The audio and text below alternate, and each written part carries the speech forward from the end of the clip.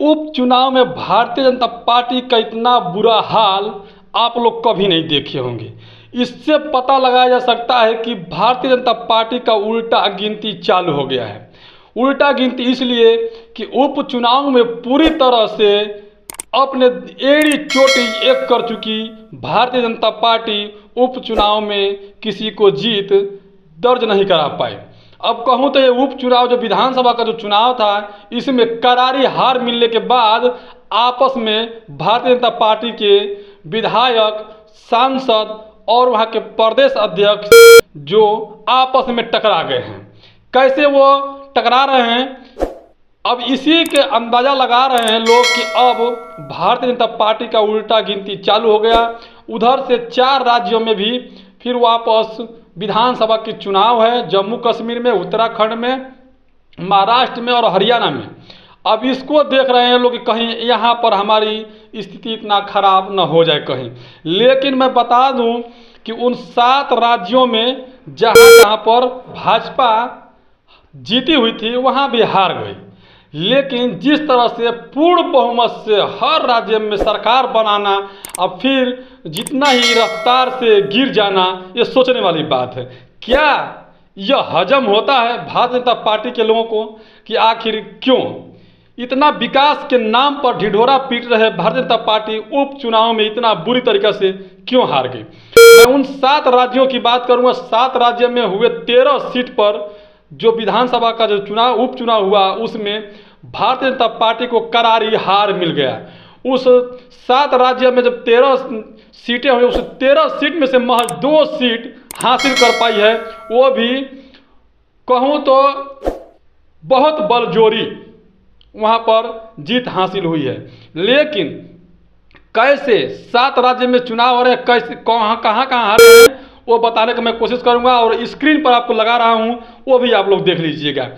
देखिए, बिहार में रूपावली से निर्दलीय प्रत्याशी शंकर सिंह जीते हुए, वहां पर आरजेडी के प्रत्याशी तीसरे स्थान पर आए हैं। मध्य प्रदेश के देहरा से कमलेश ठाकुर जीते हुए हैं कांग्रेस के।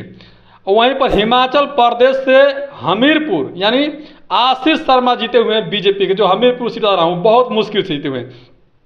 वहीं पर हिमाचल प्रदेश के नालागढ़, जो नालागढ़ है, हरदीप सिंह बाबा जीते हैं कांग्रेस से, जो हरदीप सिंह बाबा हैं वो जीते हैं कांग्रेस से। वहीं पर जो 5वां सीट है मध्य प्रदेश के अमौरा में, वहाँ पर कमलेश प्रताप शाह जीते हैं जो बीजेपी से हैं। जहाँ पर एक कोई प्रत्याशी था, वह दबंगई करके लोग बता रहे हैं कि वहाँ पर जीत हासिल किए हैं। और वहाँ पर भी कुछ लोग कह रहे हैं कि रिकाउंटिंग की मांग हो रही है। 6वां बता दूँ, पंजाब के जालंधर से महेंद्र भगत सिंह जीते हैं आम आदमी पार्टी के। वहीं तमिलनाडु के बिक्रांडी से अन्नियूर सीमा जो है कि द्रविड़ मंत्र कच्छ गांव से जो है कि पार्टी है, वहाँ पर उनके पार्टी से एक विधायक जीते हुए हैं। उत्तराखंड के बद्रीनाथ से लखपत सिंह बुटोला जीते हुए हैं कांग्रेस से। उत्तराखंड के ही मंगलौर से काजी मोहम्मद निजामुद्दीन जीते हुए हैं कांग्रेस से ही। वहीं पर जो 10वां है वेस्ट बंगाल के रायगंज से कृष्ण कल्याणी यानी कांग्रेस से ही जीते हुए हैं, यानी कि तृणमूल कांग्रेस है उसका गठबंधन से जीते हुए हैं। वहीं पर फिर 11वां जो सीट है वेस्ट बंगाल के रानाघाट दक्षिण से मुकुटमणि अधिकारी जीते हैं कांग्रेस से ही। 12वां वेस्ट बंगाल के ही बगदा से जो मधुपरान ठाकुर हैं, वह जीते हैं कांग्रेस से ही। वेस्ट बंगाल जो 13वां है, वेस्ट बंगाल के मनिकतला से सुप्ति पांडे जीती हुई है कांग्रेस की ही। मतलब आपको मैं बता रहा हूँ कि इस 7 राज्य के चुनाव में जो उपचुनाव हुआ, उसमें 13 विधानसभा था, 13 में से महज 2 सीट बीजेपी जीत पाई है।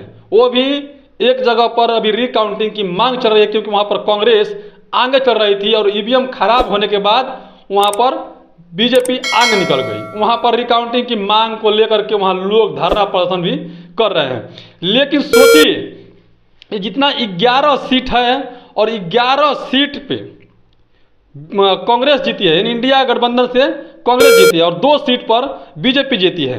तो इससे अंदाजा लगाया जा सकता है कि आने वाले विधानसभा चुनाव में बीजेपी की कितनी बुरी हालत होगी, ये देखने का लायक होगा। वहीं पर बता दूं, हरियाणा में खासकर, जम्मू कश्मीर से तो अभी कई दिनों से हो नहीं रहा है उसके बाद, लेकिन हरियाणा में जिस तरह से जो लेडीज पहलवान थी उसको लेकर के, किसान आंदोलन को लेकर के, जो वहाँ के बॉर्डर पे जवान है उनको लेकर के कई तरह का वहाँ पर बीजेपी को घेरने के लिए लगे हुए हैं। वहीं पर सबसे बड़ा घात कि जैसे ही इनेलो और बसपा का गठबंधन हुआ तो बीजेपी का जाना वहाँ पर भी तय हो गया। वहीं पर एक कांग्रेस है और एक छोटा सा कोई पार्टी है, उससे गठबंधन हुआ है। आम आदमी पार्टी वहाँ पर अकेला चुनाव लड़ रही है। इससे साबित हो रहा है कि वहाँ पर बसपा बहुत मजबूत स्थिति में जा रही है।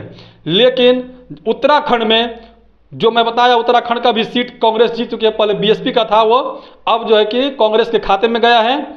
अब वहाँ पर भी बीजेपी का बुरा हाल होने जा रहा है। मध्य प्रदेश में सोचिए, मध्य प्रदेश में भी बीजेपी का हार तय होगा, क्योंकि जिस हिसाब से हो रहा है वह सोचने पर मजबूर हो जाएंगे आप लोग, क्या अब भारतीय जनता पार्टी की विकास बोलता है या फिर रेंगने लगा है कीड़े की तरह। इस सोचने वाली बात है।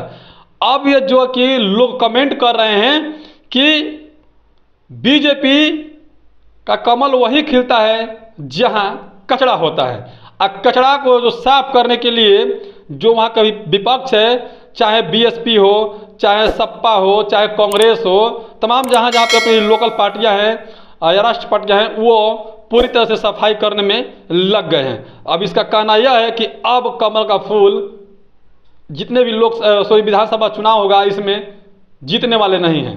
अब बता रहे हैं कि उत्तर प्रदेश में सबसे बड़ा बता रहा हूँ कि वहाँ पर आघात पहुँचने वाला है भारतीय जनता पार्टी को। बहुत सारे विशेषज्ञ कह रहे हैं कि उत्तर प्रदेश में अगर अभी चुनाव हो तो बीजेपी का बुरा हाल हो जाएगा। वहीं 2027 में भारतीय जनता पार्टी की सरकार जा रही है। 2027 में बीजेपी नहीं जीत पाएगी। लोग अभी से इसका आकलन करने लगे हैं। ये मैं नहीं, मेन स्ट्रीम मीडिया से लेके जो सोशल एक्टिविस्ट है वो, अब जो बड़े बड़े जो जानकारियाँ रखते हैं वो एक्टिविस्ट लोग, उन लोगों ने इस बात को स्वीकार किया है कि 2027 में बीजेपी की सरकार उत्तर प्रदेश से जा रही है। अब वो उसका नतीजा देखने को मिलेगा। कहीं बीजेपी को इतना डर सताने लगा है कि उत्तराखंड, महाराष्ट्र, हरियाणा, जम्मू कश्मीर में जो चार जगह पर चुनाव होने जा रहा है विधानसभा का इसी साल में, तो वहाँ पर क्या हाल होगा, इसीलिए पता लगता है। बाकी आप लोग किस नजर से देखते हैं?